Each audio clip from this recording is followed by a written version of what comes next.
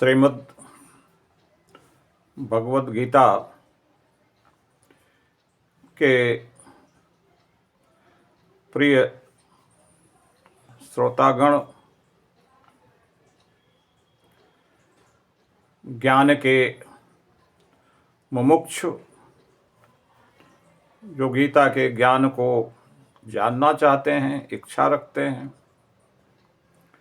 वे श्रीमद् भगवद गीता के और भगवान के प्रिय भक्त, आज मैं आपके समक्ष पुनः श्रीमद् भगवद गीता के बहुत ही महत्वपूर्ण प्रसंग को लेकर प्रस्तुत हुआ हूँ। आज का प्रसंग बहुत ही महत्वपूर्ण है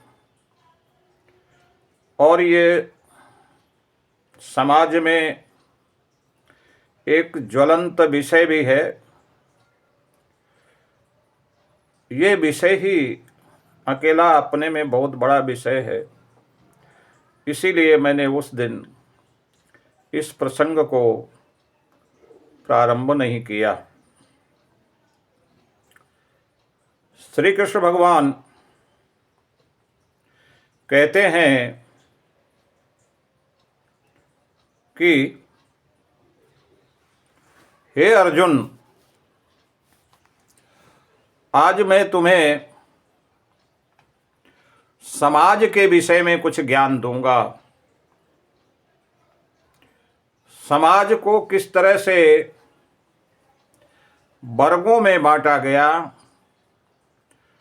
उसका ज्ञान आज मैं तुम्हें दूंगा। तो वो सबसे पहले कहते हैं कि चातुर्वर्ण्यम मया सृष्टम गुण कर्म विभागशः तस्य कर्तारमपि मां विद्य अकर्तारमव्ययम्। श्री कृष्ण भगवान अर्जुन से कहते हैं कि हे अर्जुन,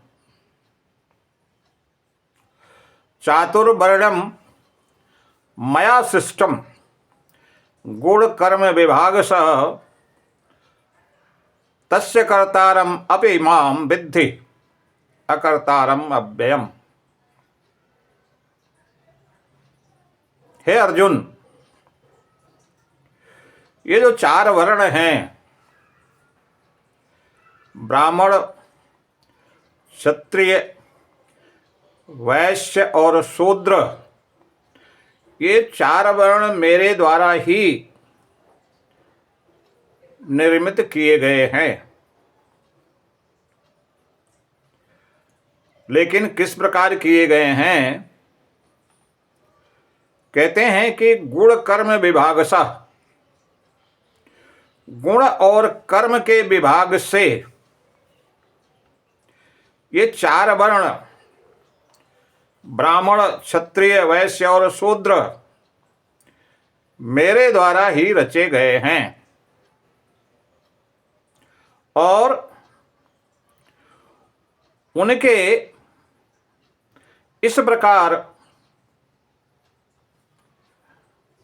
विभागों में कर्मों के अनुसार जो विभाजित किया गया, उसे मैंने ही किया, उसका कर्ता मैं ही हूं। लेकिन उसके बाद भी मुझे अकर्ता ही जानो। श्री कृष्ण भगवान श्रीमद् भगवद गीता में बार बार ये कहते हैं कि सब कुछ मैं ही करता हूं, लेकिन मैं अपने को उसका कर्ता नहीं मानता और न ही उस कर्म में लिंपित होता हूं और न कोई कर्म मुझे लिपायमान कर पाते हैं, यानी मैं कर्मों में बंधता नहीं हूं। अब ये प्रसंग बहुत बड़ा है कि कृष्ण भगवान कहते हैं कि ये चातुर्वर्णम, ये 4 वर्ण मैंने ही बनाए हैं। इसका अर्थ ये नहीं कि श्री कृष्ण भगवान ने ब्राह्मण को बनाया या क्षत्रिय को बनाया या वैश्य को बनाया या शूद्र को बनाया। उन्होंने किसी को शूद्र नहीं बनाया, उन्होंने किसी को ब्राह्मण नहीं बनाया, उन्होंने किसी को वैश्य नहीं बनाया, किसी को शूद्र नहीं बनाया, बल्कि समाज को, आप जानते हैं कि श्री कृष्ण भगवान बहुत बड़े सामाजिक कार्यकर्ता थे और वो हमेशा समाज की चिंता रखते थे। बहुत कई जगह पर आप देख चुके हैं और साधारण सी बातें हैं, जैसे जब अतिवृष्टि हुई, मथुरा डूबने लगा, तो उन्होंने गोवर्धन पहाड़ को उठा लिया, जिससे वहाँ की गौवें, पशु और मनुष्य उस डूब से बच जाएं। यह उनका एक सामाजिक कर्तव्य था, उन्होंने उसे अपना कर्तव्य समझकर उनको बचाया। इसी प्रकार से यमुना में वो जो बहुत बड़ा नाग रहता था, जिसको उन्होंने बाहर वहाँ से जाने को कहा, जिससे वहाँ यमुना का पानी विषैला हो जाता था, तो वहाँ की जनता की रक्षा के लिए उन्होंने वहाँ से उसको भगाया। इस तरह से बहुत सारे सामाजिक कार्य उनके हैं। तो हमेशा वो समाज के कार्य में बहुत ही रुचि रखते थे और समाज की भलाई के लिए काम करते थे। यहाँ वो ये कह रहे हैं कि ये 4 वर्ण, ब्राह्मण, क्षत्रिय, वैश्य, शूद्र, मैंने ही बनाए हैं, लेकिन मैं किसी भी कर्म में बंधता नहीं हूँ, ना मुझे कोई कर्म बांध पाते हैं, ना मैं किसी में लिप्त होता हूँ, किसी कर्म में लिप्त नहीं होता, और न ही कोई कर्म मुझे लिपायमान कर सकते हैं, बांध सकते हैं, क्योंकि मैं अपने को कर्ता नहीं समझता।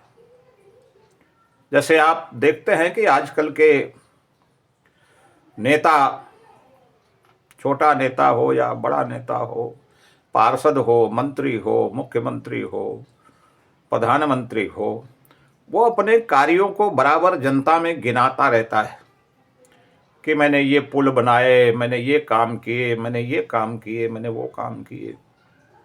इसका मतलब क्या हुआ कि वो कुछ उस कर्म से बंधे हुए हैं, उस कर्म से बाहर निकल नहीं पाते और उसी का गुणगान करते रहते हैं कि मैंने ये काम किया, मैंने वो काम किया, वो काम किया, यानी अपने को कर्ता समझते हैं।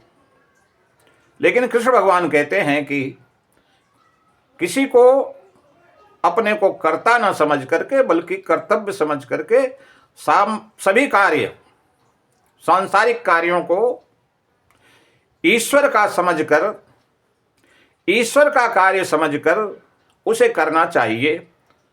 कोई फल की स्पृहा नहीं करनी चाहिए, फल की इच्छा नहीं करनी चाहिए, बल्कि समस्त कार्य ईश्वर का कार्य समझकर करना चाहिए, जिससे उसे मुक्ति मिलेगी इस संसार से और कर्म बंधन में वो नहीं बंधेगा।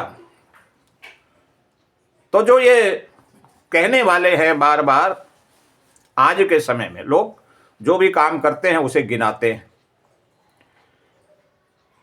और कोई ऐसा नहीं है कि कोई नेता ही ऐसा करते हैं या प्रधानमंत्री या मुख्यमंत्री ऐसा करते हैं, बल्कि घर में भी जो व्यक्ति कोई कार्य करता है परिवार में, वो भी ये परिवार वालों से कहता है कि मैंने ये किया, मैंने वो किया, मैंने वो किया। लेकिन होना ये चाहिए कि आपने जो किया कर्तव्य समझकर किया और ईश्वर का कार्य समझकर उस काम को करके भूल जाना चाहिए, उसे कर्ता नहीं समझना चाहिए।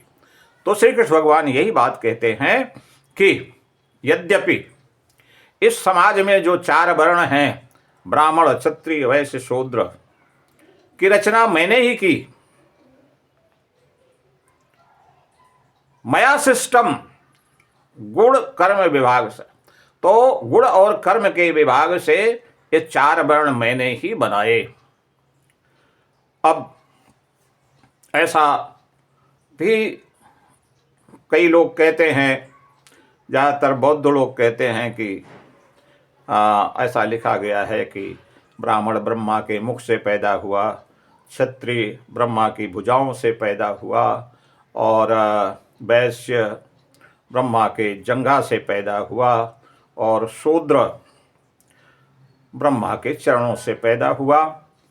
ये है, अगर ऐसा कहीं लिखा भी है तो ये गलत है, क्योंकि भगवान श्री कृष्ण ये कह रहे हैं कि उन्होंने ना तो ब्रह्मा, ना तो मुंह से हाथ से किसी से नहीं बनाया ब्राह्मण को, और न ही क्षत्रिय को अपनी भुजाओं से बनाया, और न ही वैश्य को अपने जंघा से बनाया, और न ही शूद्र को अपने चरणों से बनाया, बल्कि समाज तो था।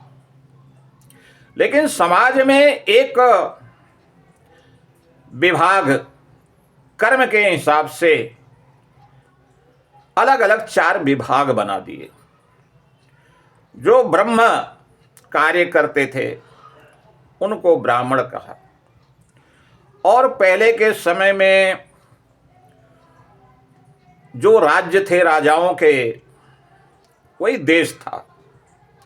एक राजा दूसरे राजा से अपने राज्य का विस्तार करने के लिए लड़ते रहते थे।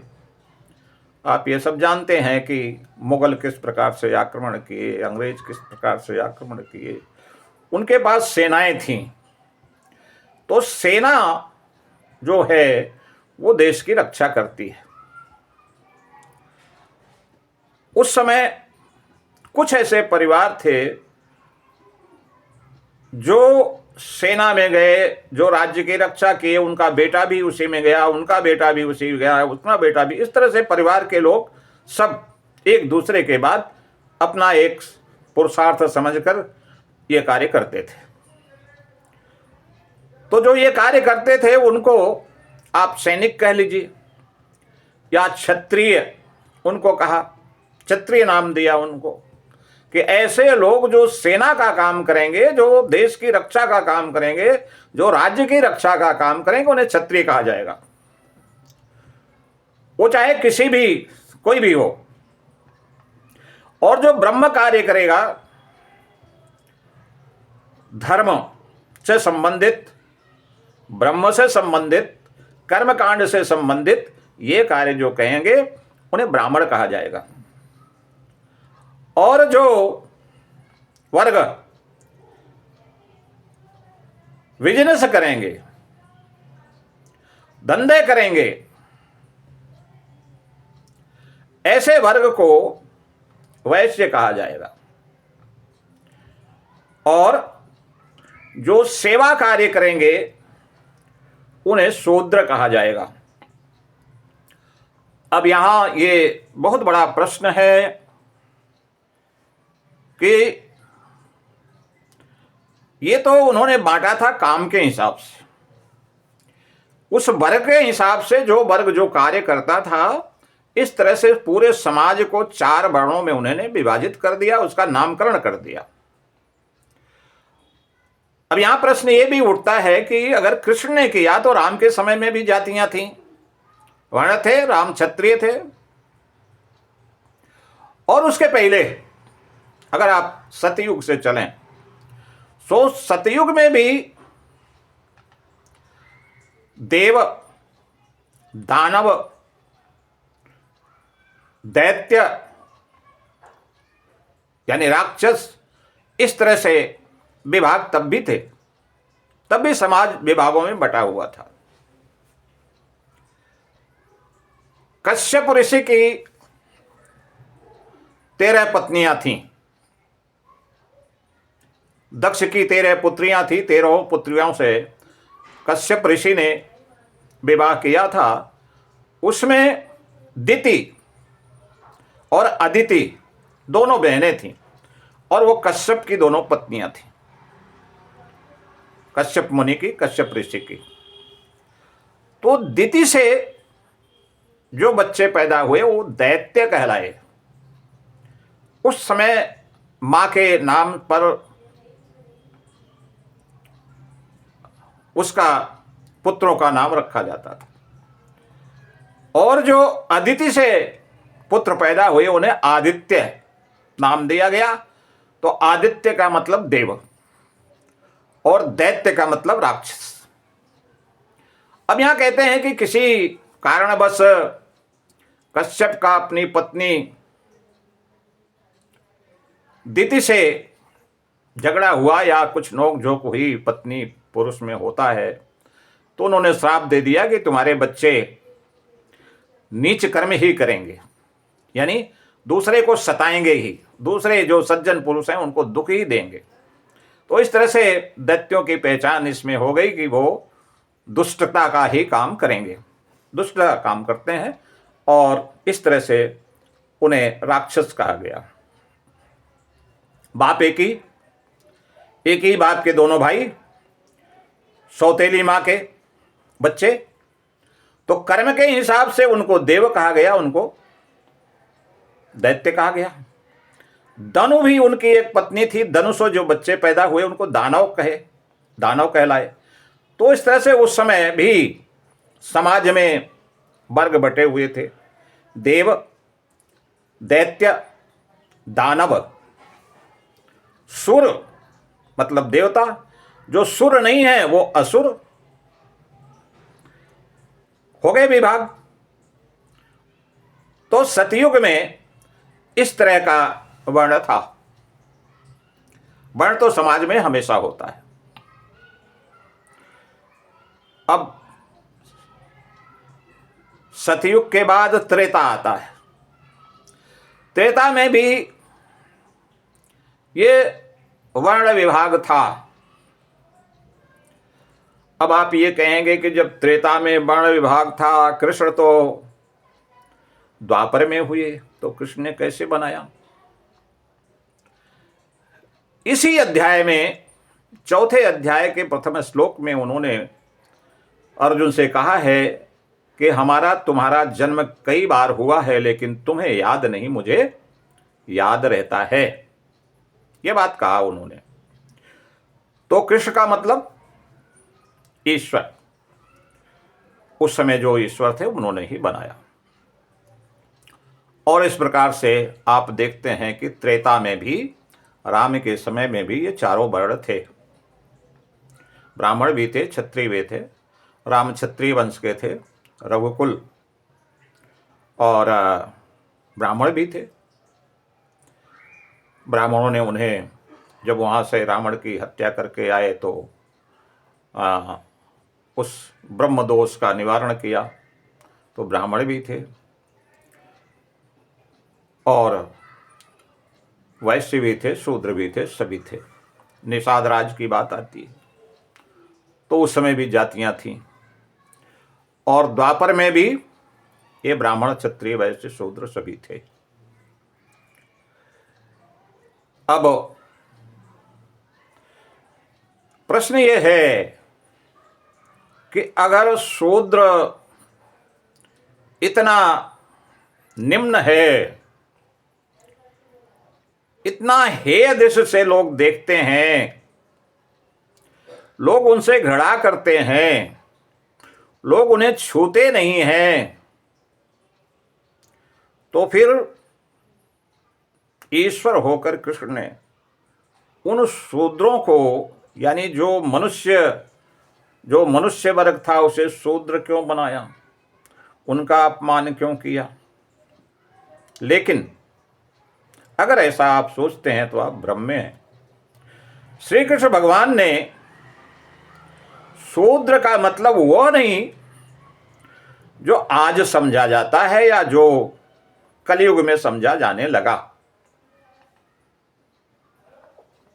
शूद्र शब्द बहुत ही पवित्र शब्द है। आप इसे ध्यान से सुने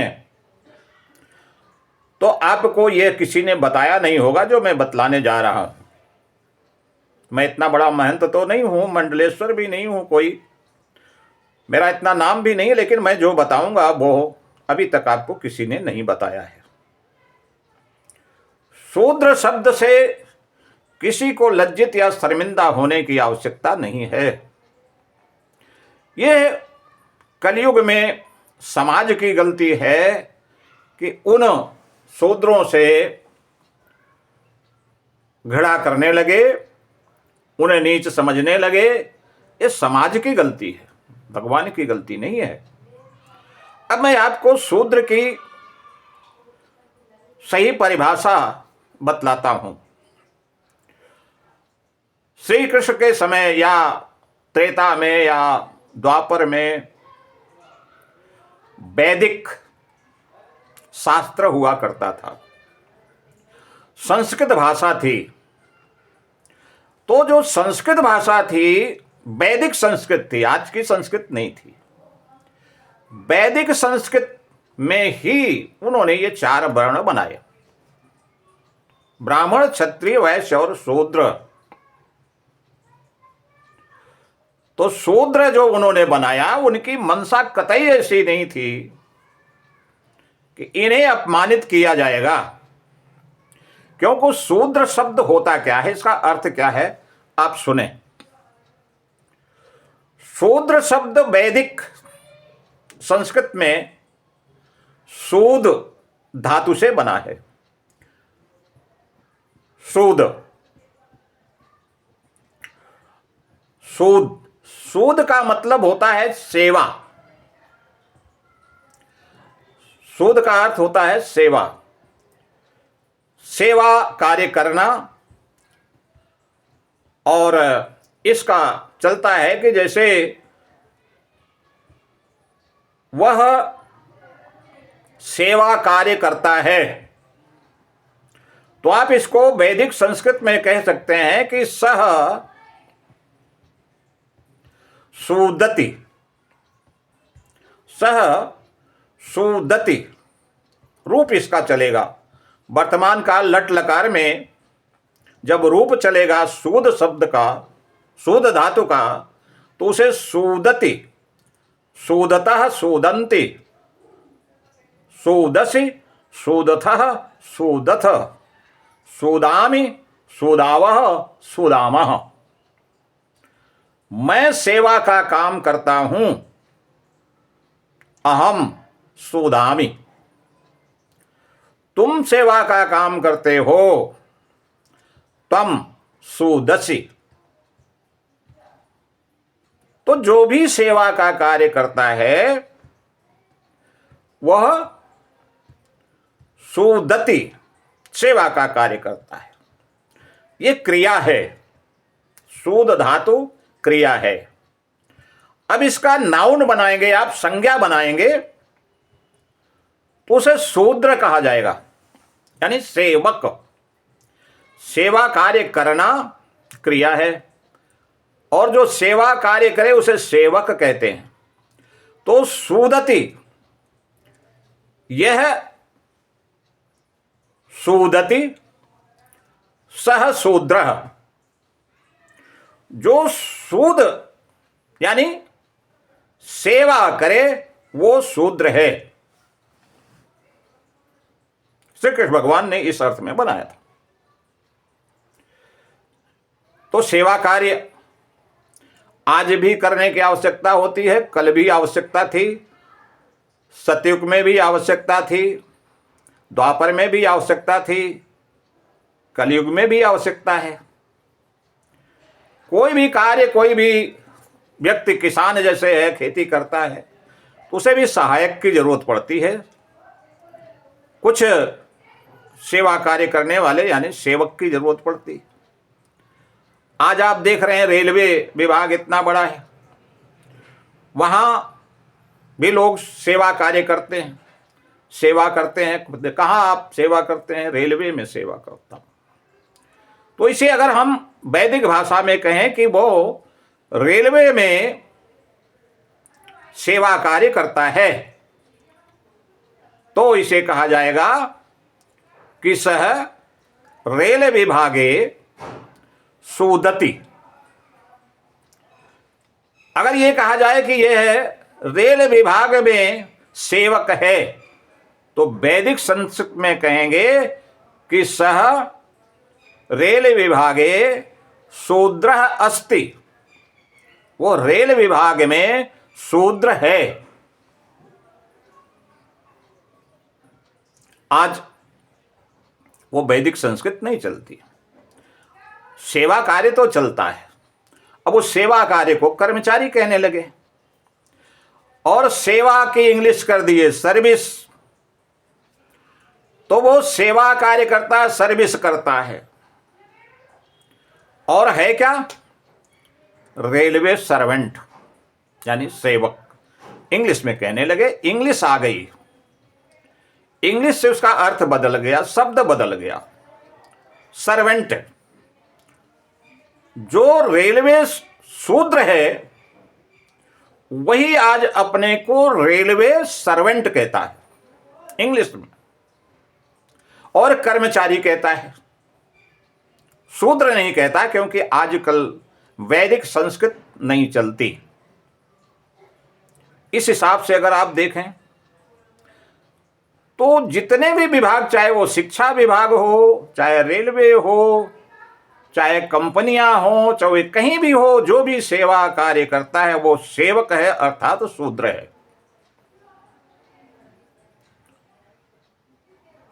मनुष्य किसी न किसी विभाग में सेवा कार्य करता है तो वो सेवक है, यानी शूद्र है। प्रधानमंत्री महोदय भी कहते हैं कि मैं देश की सेवा करता हूं, देश का सेवक हूं। अगर उसे वैदिक संस्कृत में कहा जाए तो ये कहा जाएगा कि मैं देश का शूद्र हूं। अहम भारत देशे सूदामी, मैं भारत देश में सेवा कार्य करता हूं।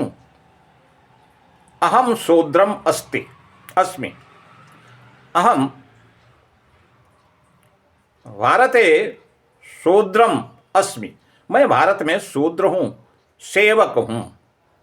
ये केवल अंतर इतना समय का पड़ गया वैदिक शब्द की और आज के शब्द की परिभाषा जो है वो उसमें अंतर पड़ गया है। तो जितने भी सर्वेंट हैं, शिक्षा विभाग में जितने भी काम करते हैं, सभी शूद्र हैं। जो देश की सेवा करते हैं, जो मिलिट्री में हैं, वो भी मिलिट्री के शूद्र हैं, मिलिट्री के सेवक हैं। जो शिक्षा विभाग में है वो शिक्षा विभाग में शूद्र हैं, क्योंकि ते शिक्षा विभागे शोदन्ति, वे शिक्षा विभाग में सेवा करते हैं। या कहेंगे कि ते शिक्षा विभागे शूद्राः सन्ति, वे शिक्षा विभाग में शूद्र हैं। तो आप श्री कृष्ण भगवान को दोष नहीं दे सकते, क्योंकि वो वैदिक काल था। वैदिक काल में शूद्र का मतलब सेवक होता है, और सेवक की हमेशा जरूरत पड़ती है। कोई भी काम बिना सेवक के नहीं हो सकता, सहायक के नहीं हो सकता। चाहे शिक्षा विभाग हो, चाहे कोई भी विभाग हो, रेलवे विभाग हो, कोई भी विभाग हो, कहीं भी विभाग के, उन्होंने क्या कहा कि गुण कर्म विभागशः, गुण और कर्म के हिसाब से विभाग से जो विभाग का कर्म है, गुण कर्म है उनके, उस विभाग के हिसाब से हमने 4 वर्ण बनाया। तो जो ब्रह्म का कार्य, जो कर्म कांड का कार्य करते हैं, जो शिक्षा का काम करते हैं, जो धर्म का काम करते हैं, वो ब्राह्मण हैं। जो सेना में राज्य की सेवा करते हैं वो क्षत्रिय हैं, और जो बिजनेस यानी धंधे करते हैं, व्यापार करते हैं, तो जो व्यापार करते हैं वो वैश्य हैं, और जो सेवा कार्य करते हैं वो शूद्र हैं, यानी जो सुदति, जो सेवा करते हैं। सेवक की हमेशा जरूरत पड़ती है। पहले से लेकर आज तक सेवक होते हैं, पहले भी होते रहे हैं और बाद में भी होंगे। जब तक ये पृथ्वी रहेगी तब तक सेवा कार्य करने वालों की जरूरत होगी। सेवक होंगे, कर्मचारी रहेंगे, उनका नाम बदल जाएगा, भाषा बदल जाएगी। अब यहां प्रश्न ये उठता है, तो फिर अगर इतना पवित्र शूद्र शब्द है तो फिर उन्हें निम्न निगाह से क्यों देखा जाता है? उनसे घृणा क्यों की जाती है? उन्हें हेय दृष्टि से क्यों देखा जाता है? यह हमारे समाज की गलती है। पहले समाज में इतने पढ़े लिखे लोग नहीं होते थे। 99% अंगूठा छाप होते थे, अशिक्षित होते थे। और अशिक्षित व्यक्ति वो अपने हिसाब से समझता है। जैसे बहुत अच्छा उदाहरण मैं दे रहा हूं कि रेलवे में एक होता है गैंगमैन का डिपार्टमेंट,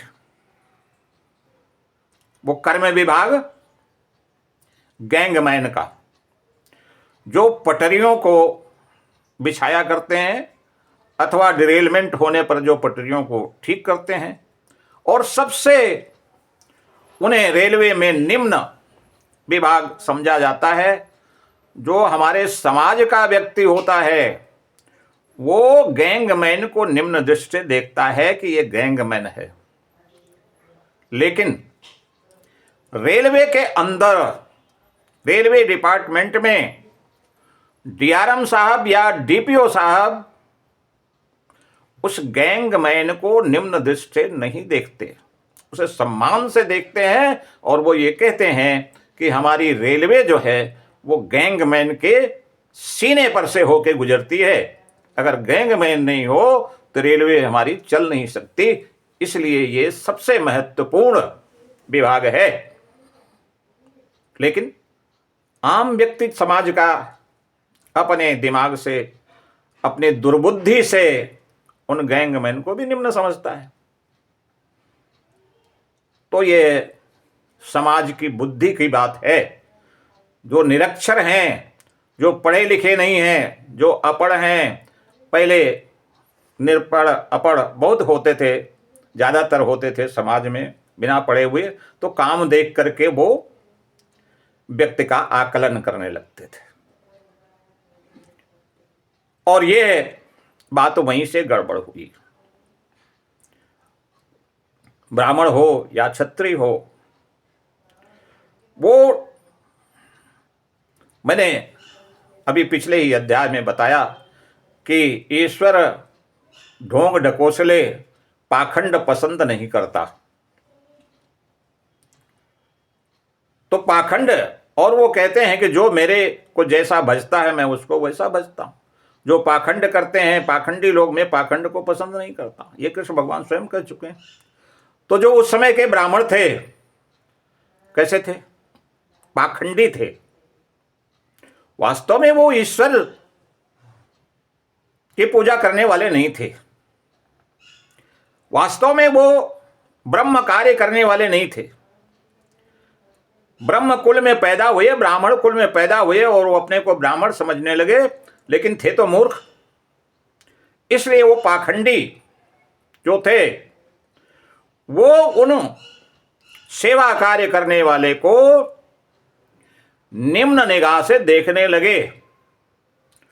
और ये भ्रांति बहुत दिन तक चलती रही, और जब तक चलती रही तब तक वो बेचारे जो सेवा कार्य करने वाले हैं, वो विभाग इतना आहत हुआ, उसका दिल इतना घायल हुआ, वो इतना शर्मिंदा हुआ कि अपने को समाज से अलग समझने लगा और अपने को वो भी निम्न समझने लगा, अपने को वो भी नीच समझने लगा। ये हुआ उन पाखंडियों के कारण। लेकिन जो भी इस हमारे वीडियो को देख रहे हैं, उनको वो दूसरों को भी बताएं कि वैदिक भाषा में शुद्ध शब्द कितना पवित्र है। आज हमारे देश में जो किसान हैं, स्वयं की खेती करते हैं, वो शूद्र नहीं है, वो किसान है। जो व्यापार करते हैं वो शूद्र नहीं है, वो वैश्य हैं। लेकिन उनके अंडर में जितने लोग काम करते हैं कंपनी में, वो सब वैदिक संस्कृत के अनुसार शूद्र हैं, सेवक हैं, कर्मचारी हैं। अब बताइए इसमें कहां से अपमान की बात आ गई। एक बात और चलती है, रामचरितमानस में तुलसीदास जी ने लिखा कि ढोल गवार शूद्र पशु नारी सकल ताड़ना के अधिकारी। ये तुलसीदास जी ने जो चौपाई लिखी, उसे आज के संत महंत तुलसीदास जी को बचाने में लग जाते हैं कि नहीं, इसका मतलब ताड़ना का मतलब देखना, विशेष उनकी चिंता रखना। अगर ऐसा है तो फिर ढोल गवार शूद्र पशु और नारी इनके लिए ही क्यों कहा गया? विशेष दृष्टि से देखने के लिए, चिंता करने के लिए, केयर करने के लिए तो सभी है उनके परिवार में। ये तुलसीदास जी की भी गलती नहीं है। उन्होंने जो लिखा है, जो समझा जाता है वही सच है। उन्होंने प्रताड़ित करने के संबंध में ही लिखा है, क्योंकि कहते हैं कि विनय न मानत जड़धि जल गए 3 दिन बीत। बोले राम सकोप तब भय बिन होई न प्रीति। तो राम उस समय क्रोधित थे, क्योंकि समुद्र 3 दिन से विनती नहीं मान रहा था।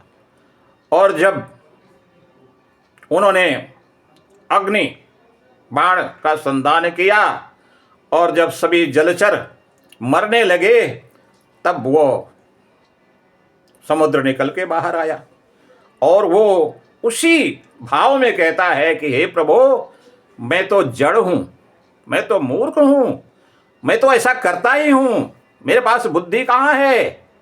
और उस समुद्र कहता है अपने मुंह से कि ढोल गंवार शूद्र पशु नारी, ये सकल ताड़ना के। आपने जो सजा दिया वो सही कहा, जो सजा दिया आपने वो सही दिया, आप गलत नहीं है। क्योंकि ये जड़ लोग होते ही ऐसे हैं। तो जो तुलसीदास जी ने ये कहा कि ढोल गंवार, गंवार का मतलब जड़, ढोल गंवार शूद्र पशु नारी, उस समुद्र ने जो कुछ कहा वो उसी संदर्भ में कहा जिस संदर्भ में समझा जाता है, जिस संदर्भ में लोग उसकी निंदा करते हैं। उसे बचाने की जरूरत नहीं है। और इसमें तुलसीदास भी की गलती नहीं है, क्योंकि तुलसीदास ने वही लिखा जो उस समय समाज की दृष्टि में था। सच यही था कि शूद्र को लोग निम्न समझते थे और उनको प्रताड़ना के ही अधिकारी समझते थे। तुलसीदास की गलती नहीं, उस समय का समाज ही ऐसा था। यह त्रेता युग की बात है। तुलसीदास ने तो वही लिखा। कहते हैं कि साहित्य समाज का दर्पण होता है। तुलसीदास जी के ऐसा लिखने से यह समझ लेना चाहिए कि उस समय का समाज कैसा था। तुलसीदास जी ने वही लिखा जो समाज में प्रचलित था और इसे मानना चाहिए।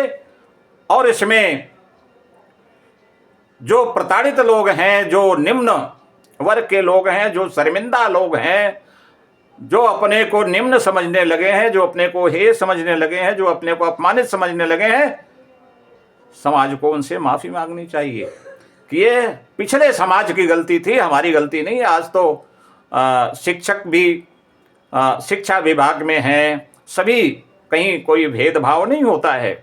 आज तो आदिवासी हो, हरिजन हो, ब्राह्मण हो, क्षत्रिय भी हो, कोई भी हो, सभी शिक्षा विभाग में सेवा कार्य करते हैं, रेलवे विभाग में सेवा कार्य करते हैं, कहीं कोई अंतर नहीं है। आज तो समान सबको समझा जाता है। तो आज का समाज प्रबुद्ध समाज है, आज का प्रशासन प्रबुद्ध है, इसलिए ऐसा नहीं समझता। लेकिन उस समय का समाज, उस समय के समाज की गलतियों को आप क्यों बचाते हैं? सीधी बात कहिए कि उस समय के समाज की गलती थी। उस समय का समाज पाखंडी था, मूर्ख था, इसलिए वो उनको महत्व नहीं देता था। सेवा कार्य तो महत्व का काम होता है, बहुत पवित्र काम होता है। और आज मैं उन सभी अपने पवित्र भाइयों से जो अपने को निम्न समझते हैं, दलित समझते हैं, हरिजन कुछ भी समझते हैं, उनसे मैं समाज की तरफ से माफी मांगता हूं कि आज के समाज की गलती नहीं, उस समय के समाज की गलती है ये। उस समय के समाज ने गलती किया तो अब आज क्या किया जा सकता है? आज जो किया जा सकता है वो हो रहा है। समानता का अधिकार सबको आज दिया गया है, सभी लोग समान हैं। लेकिन आज भी कुछ पाखंडी हो सकते हैं, ऐसा मैं गारंटी तो दे नहीं सकता। आज भी पाखंडी हैं, और वो जो पाखंडी हैं उनका पाखंड आज भी नहीं गया है, तो उनके पाखंड का मुंहतोड़ जवाब देना चाहिए। और इसलिए कार्य से किसी व्यक्ति की महत्ता न कम होती है न अधिक होती है, सभी बराबर हैं। समाज में विभिन्न काम, अगर व्यापार नहीं हो तो समाज नहीं चलेगा, किसानी का काम नहीं हो तो नहीं चलेगा, और धर्म का काम नहीं हो तो भी नहीं चलेगा, और सेना का काम नहीं हो, सैनिक नहीं हो तो भी नहीं चलेगा। तो समाज में बांटना तो पड़ता है, आज भी बटे हुए हैं। लेकिन आज खानदान के हिसाब से सेवा कार्य नहीं बटा हुआ है। आज कोई भी कार्य कोई भी कर सकता है। आज जूते की दुकान कोई भी करता है, आज कोई भी कार्य कोई भी करता है। अभी कुछ दिन पहले लखनऊ में नाली साफ करने के लिए वांट निकली थी, उसमें ब्राह्मण, क्षत्रिय, वैश्य सभी एमए पीएचडी के लोग आए थे, और उनको पैर में, नंगे पैर नाली, उसमें घुसकर नाली साफ करवाई जा रही थी। ये गलत था, उनको कुछ जूता वगैरह पहनवा देना चाहिए था, इस पर बात हुई थी। उन्हें नंगे पैर उसमें नहीं घुसाना, कोई कांच हो, कोई कुछ हो, चुभ जाए। तो आज तो सभी करने के लिए तैयार है, सब कर रहे हैं। तो ये उस समय के समाज में जो प्रचलन था, जो रीतियां, कुरीतियां, नीतियां उस समय की गलत थीं, इसलिए इनको शूद्र कह के हेय समझा जाता था। तो कृष्ण भगवान जो कहते हैं कि ये चार वर्ण, यानी कार्य के हिसाब से, विभाग के हिसाब से जो गुण हैं, उन विभागों के उस गुण कर्म के हिसाब से समाज को चार भागों में मैंने ही किया था, मैंने ही बांटा था। लेकिन कर्ता होते हुए भी मैं अपने को अकर्ता ही समझता हूं, ये उन्होंने अर्जुन को समझाया। अब मुझे लगता है कि आप शूद्र शब्द को जड़ से समझ गए हैं, और इसके आगे आज एक ही श्लोक हो पाया, लेकिन बहुत महत्वपूर्ण था। इस बात को आप अपने ज्ञान में लें और दूसरों को भी बताएं कि इस इंडिया में जितने भी कर्मचारी हैं, जितना भी कर्म करते हैं, सभी शूद्र हैं।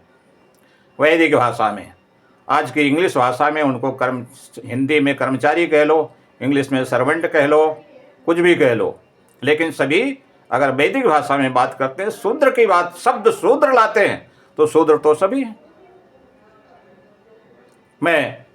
मुझे आशा है कि आप लोगों को यह ज्ञान बहुत ही अच्छा लगा होगा और आप पसंद करेंगे।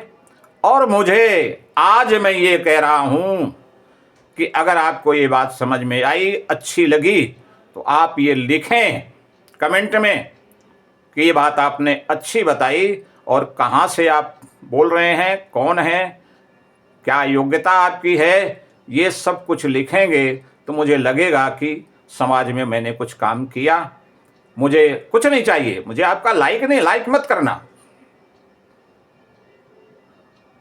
आप पूरा देखिए, वीडियो को सुनिए और कमेंट जरूर कीजिए कि जिससे मैं समझ सकूं कि मैं एक शिक्षक हूं। मैं शिक्षक हूं, सेवा कार्य का, शिक्षा विभाग का शूद्र हूं। तो मैं शूद्र होकर आप सभी से ये बात कहता हूं कि आप मुझे बताइए कि आपकी ये बात समझ में आई और ये अच्छी लगी, नहीं अच्छी लगी।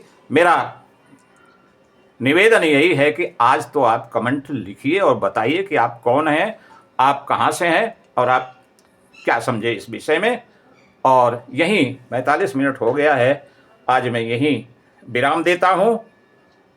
अगले वीडियो में अगला प्रसंग लेकर फिर मैं हाजिर होऊंगा, और तब तक के लिए ओम भगवते वासुदेवाय नमः।